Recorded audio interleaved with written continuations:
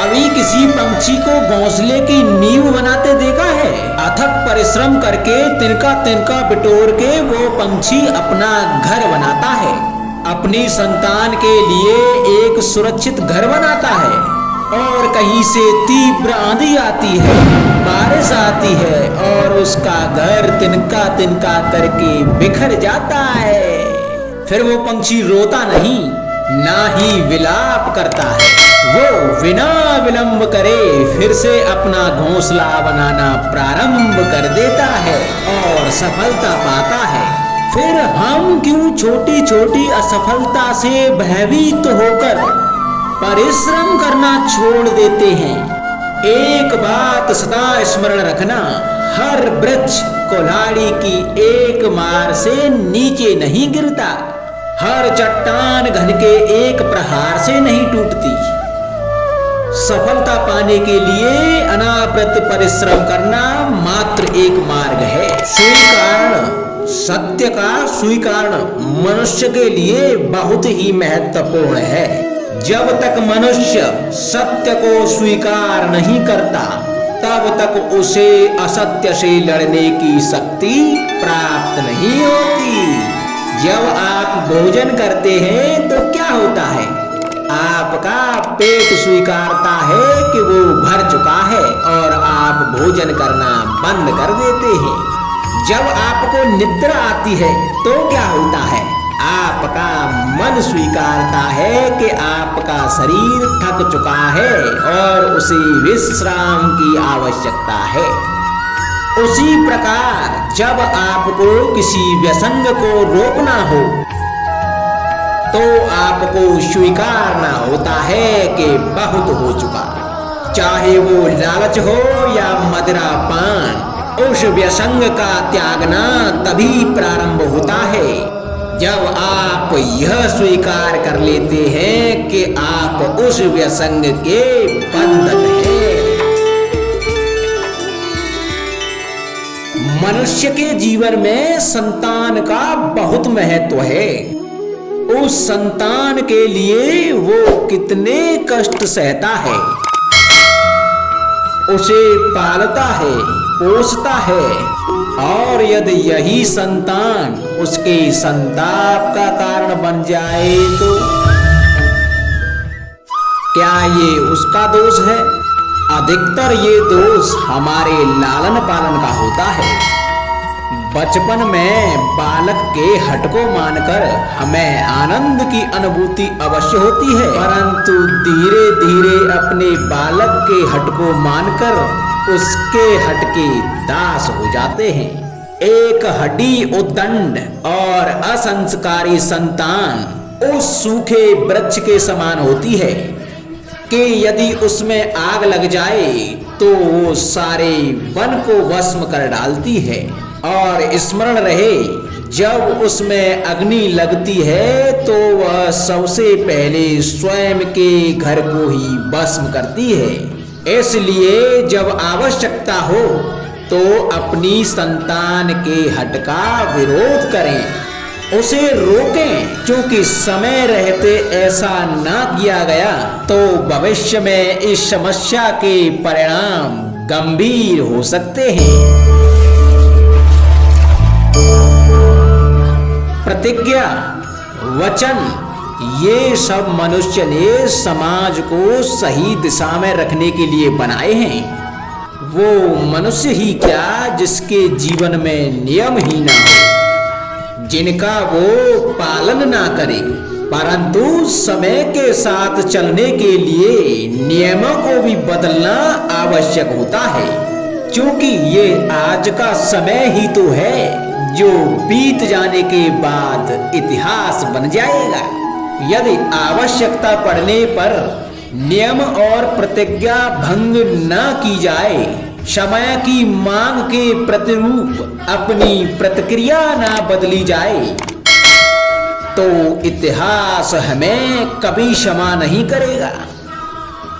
आवश्यकता पड़ने पर आपकी तोड़ी हुई एक प्रतिज्ञा, एक बंधन कभी कभी पूरे मानव इतिहास को बड़े विनाश से बचा सकता है।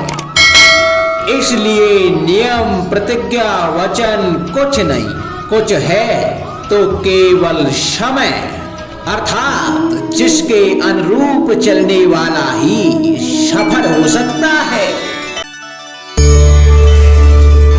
क्या कर रहा हूं मैं? दर्पण में देख रहा हूं। आप लोग भी प्रतिदिन देखते होंगे, परंतु प्रतिदिन अपना मुख देखने के बाद भी उस पर लिखी बड़ी सीख देखना भूल जाते हैं। तो आप कहेंगे कैसी सीख? तो जाइए, फिर से दर्पण के सामने जाइए और दर्पण में अपना मुख खोलकर देखिए, क्या दिखेगा? दंत पंक्ति और जीवा है ना? तो आप विचार करके देखिए, दंत जन्म के पश्चात आते हैं। एक बार नहीं, दो दो बार आते हैं, परंतु मृत्यु से पहले नष्ट हो जाते हैं। और जीवा जन्म से पहले से ही होती है और मृत्यु के पश्चात भी मनुष्य के अस्तित्व में रहती है। अर्थात दंत कठोर होते हैं और जीवा कोमल लचीली, परंतु दंत नष्ट हो जाते हैं, जीवा नहीं। यही रहस्य है। हड्डी और कठोर लोग शीघ्र नष्ट होते हैं, कोमल और लचीले लोग स्वयं को परिस्थिति के अनुसार ढालने में सक्षम होते हैं। यही मात्र एक कारण है। हड्डी और कठोर लोगों की तुलना में कोमल और सरल स्वभाव वाले व्यक्ति का जीवन सरल हो जाता है। संबंध एक सहारा होता है जीवन का, और संबंधी वो होते हैं जिनसे आवश्यकता पड़ने पर सहायता मांगी जा सके, जिन पर विश्वास किया जा सके कि बुरे समय में वो हमारे काम आएंगे। कभी ऐसा भी हुआ होगा कि आपके पास कोई सहायता मांगने के लिए आया होगा, या ऐसा भी हो सकता है कि आप किसी के पास सहायता मांगने के लिए गए हों, परंतु प्रश्न यह उठता है कि किसी के मंतव्य में उसकी सहायता इसलिए कर देनी चाहिए क्योंकि वो आपका संबंधी है। अब आप कहेंगे कि ये कैसा प्रश्न हुआ? तनिक सोचिए, एक अस्त्र बनाने वाला जब अस्त्र बनाता है तो ये अस्त्र किसको देना है, ये अधिकार उसी के पास होता है। वो चाहे तो ये अस्त्र किसी को भी दे सकता है, वो एक सैनिक को भी दे सकता है या एक डाकू को भी, और यही अस्त्र दो भिन्न काम कर सकते हैं। यदि डाकू के हाथ में आ गए तो वह इनका भय दिखाकर लोगों को लूटेगा, निरपराधों का रक्त बहाएगा।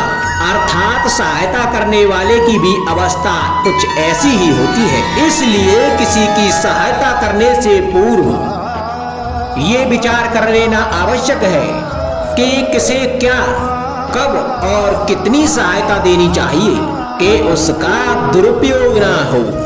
यदि आपकी सहायता से कोई अधर्म हुआ तो उसके उत्तरदायी आप ही होंगे। जीवन में कई बार ऐसे अवसर भी आते हैं कि आप लोगों से मिलने जाते हैं और उनसे कुछ आकांक्षाएं भी रखते हैं, और कई बार जीवन में ऐसे अवसर भी आते हैं कि लोग आपसे मिलने आते हैं। इसलिए अतिथियों का सम्मान करने से पूर्व सदा कुछ बातों को स्मरण रखना आवश्यक होता है। यदि कोई आपसे मिलने आ सकता है तो उसके 3 कारण हो सकते हैं। पहला कारण होता है भाव, दूसरा अभाव और तीसरा प्रभाव। तो जैसा अतिथि उसको वैसा ही सम्मान दें। यदि आपके पास कोई भाव से आया तो उसे केवल आपका प्रेम चाहिए, आपका सानिध्य चाहिए, और यदि कोई अभाव में आया तो उसकी उतनी सहायता अवश्य करें कि जितनी आप करने में सक्षम हो, परंतु उतनी भी ना करें कि वो आपकी सहायता का दुरुपयोग कर बैठे। और यदि कोई प्रभाव में आया तो स्वयं पर अभिमान ना करें, क्योंकि जीवन में कभी ना कभी आप भी भाव अभाव प्रभाव के चक्रव्यूह में फंस सकते हैं।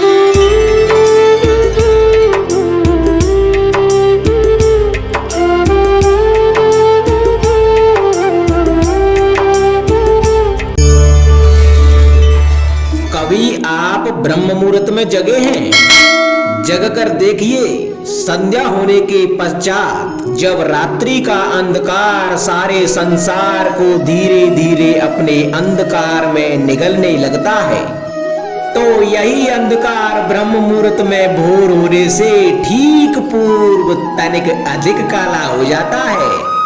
कुछ समझे, हमारा जीवन भी कुछ ऐसा ही होता है। जब हमारे जीवन की समस्याएं कठिनाई अपने अंत पर होती हैं, तो यही समस्याएं कठिनाई एक भीषण रूप लेकर हमारे समक्ष खड़ी हो जाती हैं। और ऐसी परिस्थितियों में अधिकतर लोग हार मान जाते हैं, भय खा जाते हैं। परंतु ऐसी स्थिति में आप हार ना माने, भय ना खाएं, दृढ़ रहें, निरंतर आगे बढ़ते रहें। तो प्रकाश के रूप में हमारा स्वागत करने के लिए सूर्य उदय सदा हमारे समक्ष प्रस्तुत रहेगा। आपने बरगद के वृक्ष को देखा है, जितना विशाल उतना दृढ़। पतझड़ में वो सूख जाते हैं, परंतु दुर्बल नहीं होते, टूट कर गिरते नहीं। और उसके विपरीत दलदल में उपजे वृक्षों को देखें, वो दिखने में तो हरे भरे होते हैं, परंतु इतने दुर्बल होते हैं कि जल धारा के हल्के से वेग से वो गिर जाते हैं। परंतु ऐसा क्यों होता है? इसका कारण है जड़ें। जिसकी जड़ें दृढ़ भूमि में है, वो हर चक्रवात, हर अफवाह को सह लेता है। जो दलदल में है, वो स्वयं की जड़ों को दुर्बल बना लेता है। कुछ ऐसा ही मनुष्य भी होता है, जो अधर्म, कुकर्म, असत्य की धरा पर उपजा है। वो कठिन समय की एक मार भी नहीं सह पाता। और जो मनुष्य सत्य और धर्म की धरा पर उपजा है, वो हर समस्या से जूझ कर आगे निकल जाता है और सफल हो जाता है। अब आप पर निर्भर करता है कि आप क्या बनना चाहते हैं। हमारे जीवन में मित्र और शत्रु बड़ा ही महत्व रखते हैं। यदि गंभीरता से सोचा जाए तो ऐसा कोई क्षण नहीं जब हम अपने मित्रों के बारे में ना सोचते हों या फिर शत्रुओं के बारे में। हमारा हर कार्य या तो हमारे मित्रों के हित के लिए होता है या फिर हमारे शत्रुओं के अहित के लिए। हम हर स्थान या तो अपने मित्रों के साथ होते हैं या फिर अपने शत्रुओं के साथ। कोई नहीं चाहता कि उनका शत्रु प्रसन्न रहे। संसार में हर कोई अपने शत्रु को नष्ट कर देना चाहता है और ऐसा करने के लिए वो हर संभव प्रयास करता है। उसे आर्थिक, मानसिक और शारीरिक हानि पहुंचाने का प्रयास करता है। और यदि मैं आपको आज ऐसा मंत्र सिखाऊं जिससे आप अपने शत्रु को सदा के लिए नष्ट कर दे तो, और वो मंत्र है शत्रु को मित्र बनाना। अपने सभी शत्रुओं को अपना मित्र बना लीजिए और आपके सारे शत्रु स्वतः ही समाप्त हो जाएंगे। राधे राधे।